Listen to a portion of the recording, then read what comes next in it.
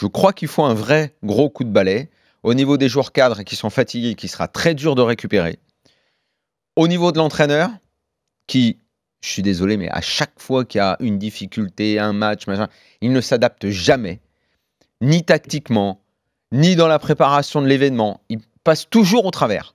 Donc là, il faudra également se poser une question, parce qu'on en a un peu moins parlé là, ces dernières semaines, comme les résultats ont été meilleurs et tout. Mieux, ouais. Mais hier, on a vu, le PSG était affaibli, il y avait matière à faire quelque chose. D'ailleurs, franchement, je suis sûr que la majorité des supporters de l'OM s'est dit « Ah, s'il y a peut-être un moment où faire quelque chose, c'est... » Non.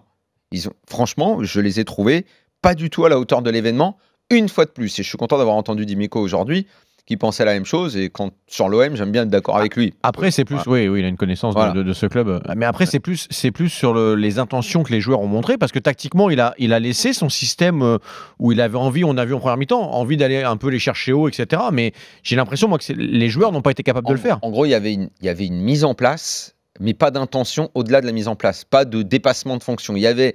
On va rester... Tu veux dire qu'il n'y avait pas un réel objectif d'aller faire mal. Et puis surtout, dès que le PSG a un peu compris qu'ils ont appuyé leurs espèces de lignes soudées, elles ont explosé. À un moment, franchement, tu regardais, tu disais, mais heureusement que le PSG n'est pas au complet. Marseille prenait la valise hier. Il prenait la valise plus que d'autres équipes de Ligue 1, ce qui est pas normal. C'est censé quand même être une grosse équipe.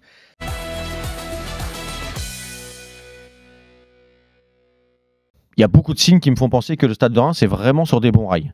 Alors, il peut tout se passer, mais dans la restructuration du club, déjà, il y a des choses que peut-être les gens ne perçoivent pas ou ne savent pas, mais qui sont bien réelles et très importantes dans un club de cette taille-là. C'est un centre d'entraînement qui est sorti de terre très joli. C'est-à-dire que c'est un des plus grands centres d'entraînement de France, avec 4000 m² de bâtiment, 16 terrains. Pour vous 16 terrains 16 terrains. Ça sert d'avoir 16 terrains. Ça sert pour tout ton centre de formation, pour tes pros. Tu as en permanence des bons terrains. Tu n'es pas obligé parfois l'hiver de ménager des terrains et d'aller sur le synthétique pendant 2, 3, 4 séances et du coup de gâcher un peu, de perdre en qualité d'entraînement. Ce sont que des détails, Gilbert, mais ce sont que des détails qui, mis de bout à bout, à un moment donné, font peut-être que Reims est ici au lieu d'être à la 12e ou la 13e place. C'est que des détails bout à bout qui font que le PSG n'y arrive pas en Ligue des Champions. Le PSG, pour l'instant, n'a pas 16 terrains. Ah bah non, t'en as deux. Donc, tu vois, non mais... Alors, deux pour les pros, deux pour l'équipe première. Oui, mais même le centre de formation, actuellement, Gilbert, au Paris Saint-Germain, aussi bizarre que ça puisse paraître, alors ça va changer, il va y en avoir un très beau qui va sortir de terre, mais c'est pas ça.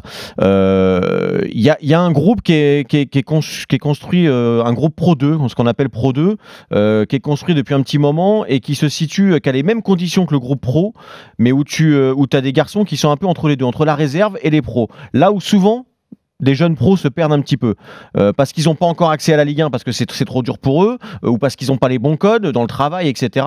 Et parfois parce qu'ils végètent du coup en réserve et qu'ils ont plus envie d'ailleurs, etc. Là, tu as un groupe qui est formé avec ça et qui est très important.